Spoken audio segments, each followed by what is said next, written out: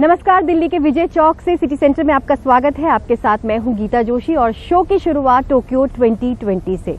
भारत के लिए आज ओलंपिक का दिन मिला जुला रहा। भारतीय पहलवान रवि दहिया ने सेमीफाइनल का मुकाबला जीतकर देश के लिए रजत पदक पक्का कर दिया। बेशक दूसरे पहलवान दीपक पुनिया आज सेमीफाइनल में पहुंचकर हार गए, लेकिन उन्होंने पदक की उम्मीद कायम रखी है। इसी तरह नीरज चोपड़ा जेवलिन थ्रो के फाइनल में पहुंच गए। अब 7 तारीख को तय होगा कि वो देश को पदक दिला पाएंगे या फिर नहीं।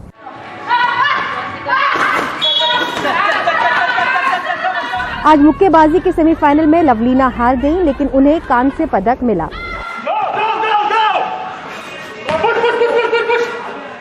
मगर सबसे ज्यादा नजर लोगों की महिला हॉकी पर थी। अर्जेंटीना के साथ सेमीफाइनल मुकाबले में भारतीय टीम ने दूसरे मिनट में ही गोल कर दिया, लेकिन बाद में वो इस बढ़त को कायम नहीं रख सकी।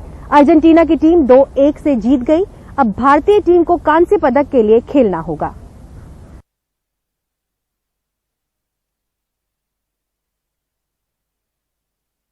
बहरहाल लवलीना के असम के गांव में खुशी जैसे खत्म होने का नाम ही नहीं ले रही, और वजह है असम का पहला ओलंपिक पदक जीतना, वो भी उस खिलाड़ी से जिसने बचपन से ही गरीबी देखी और संघर्ष भरा जीवन जिया।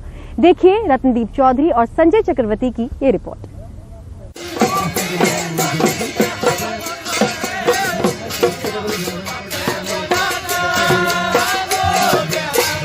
बिहू का त्योहार नहीं है, लेकिन असम में गोलाघाट जिले के बोरपथार के लोग जश्न मना रहे हैं।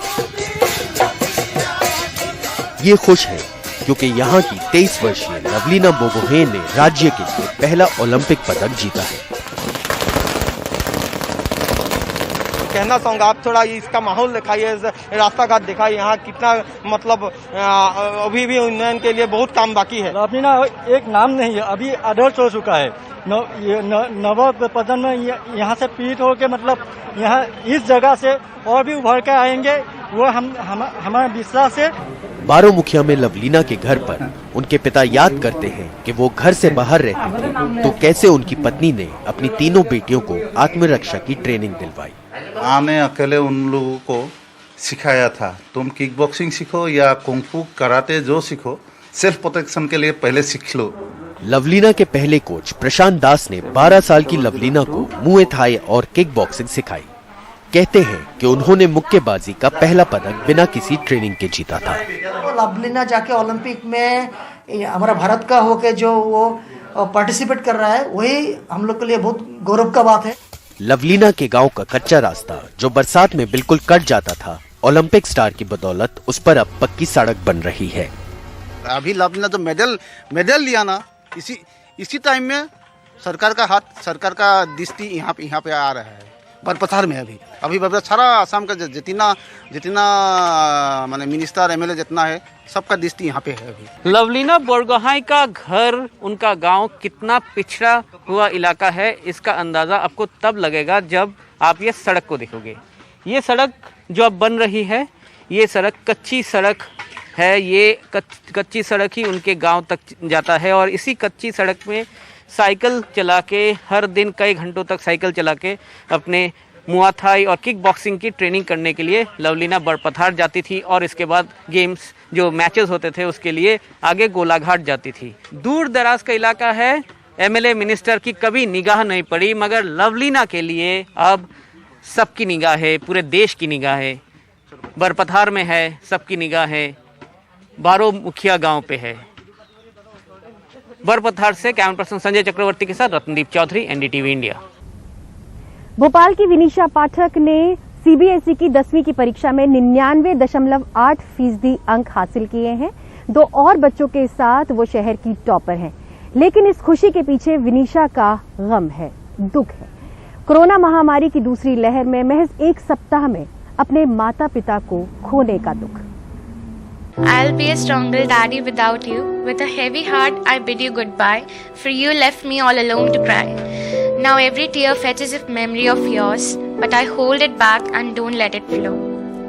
अंग्रेजी, संस्कृत, विज्ञान और सामाजिक विज्ञान में 100 में से 100 नंबर, गणित में 97 अंक, चेहरे पर थोड़ा सा सुकून, लेकिन बात करेंगे तो इस नन्ही बिटिया की आंखों के साथ खुद की भावनाओं पर काबू रखना मुश्किल हो जाएगा। किसे उम्मीद थी कि 2 महीने पहले माता पिता को खोने वाली वनीशा शहर की टॉपर बनेगी। कहती हैं छोटे भाई को देखकर संघर्ष करती रहीं। मेरा छोटा भाई, उसको देख के कि उसके पास बस मैं ही हूँ और मेरे पास बस वही, तो बस उसके लिए एक एग्जाम्पल सेट करना था कि वो आगे जाके मुझे देखे और मुझे आइडल बना के कि दीदी जैसा करना है। बस वही मोटिवेटिंग फैक्टर था। पिता जितेंद्र कुमार पाठक एक वित्तीय सलाहकार थे और मां सीमा पाठक एक सरकारी स्कूल में शिक्षक। वनीशा ने आखिरी बार दोनों को अस्पताल जाते देखा था। अस्पताल में वनीशा की मां का निधन 4 मई को और पिता की मौत 15 मई को हुई। अब वनीशा उनकी आखिरी इच्छा को पूरा करने की जिद ठाने बैठी हैं। मम्मा ने कहा था कि बेटा ख्याल रखना अपना, हम दोनों जल्दी आएंगे, वापस ठीक होके आएंगे। उसके बाद बात नहीं हो पाई। 2-3 बार ऐसे बीच में कॉल्स थे। मम्मा का 10 दिन का हॉस्पिटलाइजेशन था, उसमें 2-3 बार मम्मा से कॉल हुई। आखिरी बात उन्होंने बताई कि बीमार सब होते हैं, सब ठीक भी हो जाते हैं, जल्दी हम लोग भी ठीक हो जाएंगे और जल्दी वापस तुम दोनों के पास आ जाएंगे। पापा से आखिरी बात 10 मई को हुई थी। पापा ने भी यही कहा था कि तुमने मेरा मम्मा का दोनों का बहुत साथ दिया, बहुत हिम्मत रखी, थोड़ी सी और बस फिर हम दोनों वापस आ जाएंगे। कुछ सपना था मम्मी पापा का वो पूरा करने? हाँ, पापा का सपना था IIT का, कि मुझे IITian बनते हुए देखना चाहते थे, तो बस अब उसको टारगेट करेंगे। और मम्मा का था कि कलेक्टर मुझे देखना चाहती थी वो बनते हुए, तो फिर इसके बाद UPSC। कितने % लाने आपको? 100 ही लाने पूरे। अरे बाप रे, पूरे वही चीज़ यही है। और क्रिकेट वगैरह भी खेलते? क्रिकेट बहुत ज़्यादा अच्छा लगता है, मतलब यही था पहले तो कि क्रिकेटर बनना है, फिर जब आए तो फिर पता चला पढ़ाई करना है। हाँ, पढ़ाई। To live your dreams, I'll rise up on my own after every. Vanisha अब कविताओं के रूप में आंसुओं की जगह शब्दों को बहने देती हैं। I know you'll be looking from the other side. I'll be the reason for your pride. Vanisha अपने भाई के साथ अपने मामा डॉक्टर अशोक कुमार के साथ रहती हैं, जो भोपाल के गवर्नमेंट MVM कॉलेज में प्रोफेसर हैं। दोनों बहुत खास हैं और मैं कहूँगी कि इनके जैसा कोई बच्चा होगा नहीं। ये इतने अच्छे से अपने सारी परिस्थितियों को समझे। घर में नानी है तो उनको ये पता है कि हमें रोना नहीं है और हमें ऑनलाइन क्लासेस चल रही है वो भी बराबर लेना है, तो ऑनलाइन क्लासेस भी ये बराबर अटेंड करते रहे और उन्होंने जरा सा भी ऐसा नहीं फील होने दिया कि ये लोग इतना कुछ खो के हमारे पास आए हैं। फाइटर हैं और बहुत सपोर्ट किया। इसके भाई ने तो बहुत ही सपोर्ट किया अपनी बहन का। हमारी माता जी को, मतलब इनकी नानी को हमने ये बोला है सिंगापुर गए दोनों, तो सिर्फ 2 पंक्तियां मैं हमेशा बोलता हूँ कि राह बाकी है अभी सफ़र बाकी है, राह बाकी है अभी सफ़र बाकी है, चलने वाले तुझ पर मंजिल की नज़र बाकी है, होश में आ उठा इस गांव से अपना डेरा, एक सफ़र ख़त्म हुआ एक सफ़र बाकी है। तो हम यही चाहेंगे कि इसका ये सफ़र, जो नया सफ़र है जीवन का, ये अपने लक्ष्यों की प्राप्ति कर सकें, जो इनके माँ बाप का सपना है। वनीशा की उपलब्धि इसलिए भी खास है क्योंकि जब उनके दोस्त परीक्षा की तैयारी कर रहे थे, उस वक्त वो अपने माता पिता को खोने के सदमे और दर्द से गुजर रही थीं। बहुत कठिन संघर्ष से ही आगे बढ़ रही हैं और शायद जो दर्शक हमें देख रहे हों उनके लिए भी कहना चाहूँगा कि इस बिटिया को अपना ढेर सारा आशीर्वाद दें। भोपाल से कैमरा पर्सन रज़वान खान के साथ अनुराग द्वारी, NDTV इंडिया। एंटीलिया मामले में नए खुलासे सामने आ रहे हैं। NIA का दावा है कि इस मामले से जुड़े मनसुख हिरेन की हत्या के लिए 45 लाख रुपए दिए गए थे। अब NIA ने चार्जशीट फाइल करने के लिए और समय मांगा है। एंटीलिया बम केस की सबसे कमजोर कड़ी मनसुख हिरेन का शव 5 मार्च को मुंब्रा की खाड़ी में मिला था। 5 महीने बाद अब जांच एजेंसी NIA ने खुलासा किया है कि मनसुख हिरेन की हत्या के लिए 45 लाख रुपए की सुपारी दी गई थी। हालांकि एजेंसी ने ये नहीं बताया कि किसने किसे पैसे दिए। 25 फरवरी 2021 के दिन एंटीलिया के बाहर एक संदिग्ध स्कॉर्पियो कार मिली थी। जांच में उसके अंदर से जिलेटिन स्टिक और धमकी भरा पत्र मिला। स्कॉर्पियो कार के मालिक मनसुख हिरेन के नाम का खुलासा होते ही शक की सुई तत्कालीन जांच अधिकारी सचिन वजह की तरफ घूम गई थी। उसके बाद ही पूरी साजिश का पर्दाफाश हुआ और मामले में पुलिस खुद जांच के घेरे में आ गई। आरोपियों को शक था कि मनसुख पूछताछ में आसानी से टूट सकते हैं, इसलिए साजिश के तहत उनकी हत्या कर खुदकुशी दिखाने की कोशिश की गई थी। मनसुख हिरेन की हत्या के आरोप में तत्कालीन API सचिन वजह, क्राइम PI सुनील माने, पूर्व एनकाउंटर स्पेशलिस्ट प्रदीप शर्मा, पूर्व सिपाही विनायक शिंदे सहित पुलिस के मुखबिर और सट्टेबाज भी गिरफ्तार हैं। आतंक विरोधी कानून यूएपीए के तहत दर्ज इस केस में चार्जशीट फाइल करने के लिए जांच एजेंसी एनआईए ने और 30 दिन की मोहलत मांगी है। हालांकि बचाव पक्ष ने एनआईए की अर्जी का विरोध करते हुए कहा कि 4 महीने से ज्यादा हो गए हैं और कितना वक्त चाहिए। जवाब में एनआईए ने अदालत को बताया कि आरोपी ट्रेंड पुलिस अफसर हैं और वो जानते हैं कि जांच को कैसे गुमराह किया जा सकता है। एनआईए के वकील ने अदालत में यह भी बताया कि कुछ गवाहों को धमकी मिली है, लिहाजा डर से बहुत से गवाह सामने नहीं आ रहे हैं। अब मामले में अदालत गुरुवार यानी कि 5 अगस्त को अपना फैसला सुनाएगी। मुंबई से कैमरामैन संजय मंडल से सुनील सिंह, एनडीटीवी इंडिया के लिए। दिल्ली हाई कोर्ट ने दक्षिणी दिल्ली नगर निगम द्वारा कर्मचारियों को दिए गए अत्यधिक वेतन पर हैरानी जताई है। अदालत ने कहा है कि कर्मचारियों को दिए गए वेतन कामकाज के लिहाज से काफी ज्यादा है और बिल्कुल भी तार्किक नहीं है। देखिए सौरभ शुक्ला की ये रिपोर्ट। कोरोना काल में दिल्ली नगर निगम के डॉक्टरों ने अपने वेतन के लिए प्रदर्शन किया। कई महीनों से दिल्ली में वो बिना वेतन के काम कर रहे थे। ये पूरा मामला दिल्ली हाई कोर्ट में है, जहां बीजेपी शासित एमसीडी ने आरोप लगाया है कि दिल्ली सरकार उन्हें फंड नहीं दे रही, जिससे वो अपने कर्मचारियों को वेतन नहीं दे पा रहे। इस पूरे मामले में दिल्ली हाई कोर्ट ने दक्षिणी दिल्ली नगर निगम को जमकर फटकार लगाई है। हाई कोर्ट ने कहा कि नगर निगम सफाई और विकास के बहुत ज्यादा कार्य नहीं कर रहा। कर्मचारियों को इतना वेतन भुगतान क्यों किया जा रहा है? पीठ ने कहा है कि सभी को निगम में फर्जी कर्मचारियों के बारे में पता है, जो लोग घर बैठे हैं और अपने वेतन का आनंद ले रहे हैं। पीठ ने कहा कि क्या कर्मचारियों की लोकेशन का पता लगाने के लिए जियो टैगिंग की जा रही है। दरअसल नगर निगम ने अदालत को बताया था कि उसके मासिक खर्च में 214 करोड़ रुपए वेतन पर और 30 करोड़ रुपए पेंशन पर खर्च होते हैं। निगम का कहना है कि वो कर्मचारियों की लोकेशन का पता लगाने के लिए उन्हें जियो टैग करने पर भी विचार कर रहे हैं। मोस्ट ऑफ द कर्मचारी आज की डेट में हमारे ऐप बेस अटेंडेंस सिस्टम चल गया है और सभी ज़मीन पर आकर काम भी कर रहे हैं। और इसका एक दूसरी और बात बताता हूँ, आने वाले टाइम में लगभग अगले 4 महीने में 50% टोटल डिजिटल हमारा एसडीएमसी हो चुका है और आने वाले 4 महीने हम कंप्लीट डिजिटल एसडीएमसी को बना देंगे, पेपरलेस भी वर्क खत्म हो जाएगा। अगले साल दिल्ली में नगर निगम के चुनाव हैं, तो आम आदमी पार्टी ने भी बीजेपी पर जमकर निशाना साधा। बीजेपी ने पिछले 15 सालों से एमसीडी को भ्रष्टाचार का अड्डा बना दिया है। आप सोचिए कि एक ऐसा इंस्टीट्यूशन एमसीडी चल रही है, बीजेपी की एमसीडी, जिसमें कर्मचारियों की संख्या क्या है वो नहीं पता, कर्मचारियों के अटेंडेंस लेने का प्रोसेस क्या है वो नहीं पता, जबकि सैलरी हर बार ही मांगते हैं। अदालत ने इस मामले की सुनवाई 11 अगस्त तय करते हुए कहा कि उसी दिन शिक्षकों, अस्पताल कर्मचारियों, सफाई कर्मचारियों और इंजीनियर आदि के वेतन और पेंशन का भुगतान नहीं होने संबंधी अन्य याचिकाओं पर विचार किया जाएगा। हम इस वक्त लोधी शमशान घाट पर हैं और हम सब जानते हैं कि कोरोना की लहर जो अभी खत्म हुई है, उसमें जो चतुर्थ श्रेणी के एम्प्लॉयज़ हैं उन्होंने कितनी मेहनत की, चाहे वो शव जलाने की हो, चाहे वो साफ़ सफाई करने की हो, हॉस्पिटल्स में कितनी मेहनत की, उन्हीं पर सब कुछ टिका हुआ है एमसीडी का और वही मेहनत करते हैं। लेकिन जब कोर्ट ने फटकार लगाई है तो वो फटकार उन अधिकारियों के ऊपर है जो इनसे ऊपर हैं और जो अपने रुतबे का फ़ायदा उठाकर तनख्वाह तो पूरी लेते हैं पर अक्सर काम पर नहीं आते हैं। सहयोगी अश्विनी मेहरा के साथ Saurabh Shukla, NDTV India. City centre में वक्त है एक छोटे से ब्रेक का, लेकिन ब्रेक के बाद देखेंगे जहां 8वीं पास की जरूरत है वहां बीए एमए पास दे रहे हैं अर्जियां।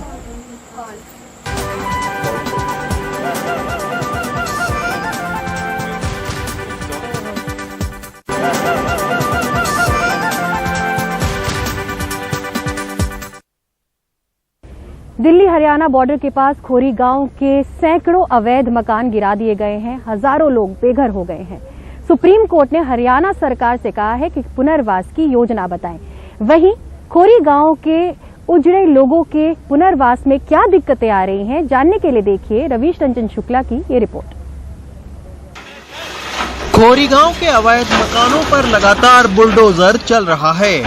सैकड़ों मकान जमींदोज हो चुके हैं और हजारों लोग बेघर। खोरी गांव के लोगों की समस्या दिखाना भी मीडिया के लोगों के लिए आसान नहीं है। यहां तक जाने वाली सड़क को मीडिया के लिए बंद कर दिया गया है। दिल्ली से सटे प्रहलादपुर की इस छत से हमें दिखा कि काफी बड़े हिस्से में बने अवैध मकानों को गिराया जा चुका है। खोरीगांव की गलियों में भी पैरामिलिट्री फोर्स के साथ वर्दी और सादे कपड़ों में पुलिस गश्त करती रहती है। हालांकि सुप्रीम कोर्ट ने उजाड़े गए लोगों के पुनर्वास की योजना हरियाणा सरकार से मांगी है, लेकिन पुनर्वास करने में कई दिक्कतें हैं। योजना फरीदाबाद प्रशासन ने भेजी है और ये कहा है कि जिन जिन लोगों के पास में हरियाणा और खोड़ी जो गांव हैं उसका एड्रेस प्रूफ है उनका पुनर्वास किया जाएगा, लेकिन बड़ी तादाद ऐसे लोगों की भी है जो रहते तो खोरी गांव में हैं लेकिन उनका जो एड्रेस प्रूफ है वो दिल्ली का था, तो अब वो उस पुनर्वास की योजना से बाहर होने का भी खतरा उन पर मंडरा रहा है। फरीदाबाद प्रशासन खोरी गांव के लोगों को डबुआ कॉलोनी में बसाना चाहता है। खोरी गांव से जिन लोगों को उजाड़ा गया उनको इसी डबुआ कॉलोनी में बसाया जाएगा। तकरीबन 1400 फ्लैट हैं इस डबुआ कॉलोनी में, लेकिन आप देख सकते हैं कि इस डबुआ कॉलोनी की हालत आप देखिए। सुअर यहाँ पर घूम रहे हैं। रेखा की पैदाइश खोरी गांव में हुई है। उनका मकान गिराया जा चुका है। फिलहाल वो डबुआ कॉलोनी में किराए के घर पर आई हैं, लेकिन उनका कहना है कि यहाँ कोई सुविधा नहीं है। उसकी हालत तो बहुत ही बेकार है ना, टॉयलेट भी जाम पड़ा है उसका, ठीक है, टॉयलेट भी बाय चांस यहाँ पर कम्प्लेक्स है उसमें चले जाते हम लोग, पूरा जाम पड़ा है, पानी नहीं है यहाँ, लाइट यहाँ नहीं है, सब कुछ बेकार है यहाँ पे। और शुगर इतने सारे यहाँ पे हैंगे कि हद से ज्यादा। अगर कपड़े बाहर हम डालते सूखने के लिए तो कपड़े भी ले जाते हैं शुगर, क्या करा जाए। एक तो वहाँ से टूट गया, वहाँ पे भी सब बर्बाद, यहाँ पे भी सब बर्बाद। खोरीगांव के लोगों के बसने से लेकर उजड़ने तक के हालात के लिए भ्रष्ट सिस्टम और भूमाफियाओं की साठगांठ जिम्मेदार है, लेकिन अब भी जंगल की जमीन पर बसाने वालों के खिलाफ सख्त कार्रवाई नहीं हो रही है। फरीदाबाद से अजीत के साथ Ravish Ranjan Shukla, NDTV India. Covid की वजह से लोग आर्थिक तौर पर इतने चिंतित हैं कि कुछ भी करने को तैयार हैं। कोलकाता के एक मुर्दा घर में सहायक का पद क्या खाली हुआ, कई अर्जियां आ गई। इनमें से कई एमए और बीए पास हैं। स्वरांजलि ने इतिहास में बीए किया है। पति देवव्रत हाई स्कूल पास हैं। रविवार को दोनों ने कोलकाता के एक सरकारी अस्पताल में लैब असिस्टेंट के पद के लिए एक साथ इम्तिहान दिया। एडमिट कार्ड में साफ साफ लिखा हुआ है कि मुर्दा घर के सहायक का काम है, लेकिन इससे इन्हें फर्क नहीं पड़ता। एक प्राइवेट फर्म में काम कर रही स्वरांजलि को डर है कि उसकी नौकरी न छूट जाए और एक टैक्सी सर्विस के लिए मोटरसाइकिल चलाने वाले उसके पति को एहसास है कि उसकी कमाई घटेगी। उन्हें बस सरकारी नौकरी चाहिए, भले ही मुर्दे उठाने का काम हो। बड़ा बड़ा एग्ज़ाम मैंने दिया है, लेकिन उसमें अभी तक कोई सफलता नहीं मिला है। इसीलिए सोचा कि लास्ट टाइम जो भी हो, अभी ये पैंडेमिक सिचुएशन में हमको कुछ सिक्योरिटी वाला जॉब करना है। तो जॉब है ये लड़के लोग करते, लड़की लोग के नहीं है। था मतलब अभी तो सभी लड़कियां भी जो करती है वो लड़कियां भी करती है, जो भी नौकरी हो, चाहे वो ट्रेन कंडक्टर का हो या फिर जो भी है, बस भी चलाते हैं लड़कियां। फैमिली को मतलब कि सपोर्ट करना है मुझे, इसके लिए मुझे नौकरी चाहिए। नौकरियां इतनी कम है कि यहाँ 6 पदों के लिए 2100 उम्मीदवार आ गए। कुछ रिपोर्ट्स में तो दावा किया गया है कि असल में अर्जियां 8000 थीं। उम्मीदवार 8वीं पास होना चाहिए था, लेकिन इम्तिहान देने वाले 284 लोगों में बीए एमए पास भी थे। सैलरी बस 15,000 रुपए है। स्वरांजलि की मां मना रही हैं कि बेटी दामाद में से किसी को नौकरी मिल जाए। स्थायी तो चाकरी हो, कम से कम ये स्थायी नौकरी होगी। आजकल लोगों को निकाला जा रहा है, अच्छा है उनको ये नौकरी मिल जाए। स्वरांजलि और उनके पति को अपने माता पिता की मदद करनी है और बेटी को भी पालना है। इस सख्त समय में जीने के लिए शवों से जुड़ा काम भी करना पड़े तो चलेगा। कोलकाता से मोनिदीपा बैनर्जी की report, NDTV India. City centre में फिलहाल बस इतना ही, लेकिन देश और दुनिया की बाकी खबरों के लिए आप बने रहिए हमारे साथ, देखते रहिए एनडीटीवी इंडिया।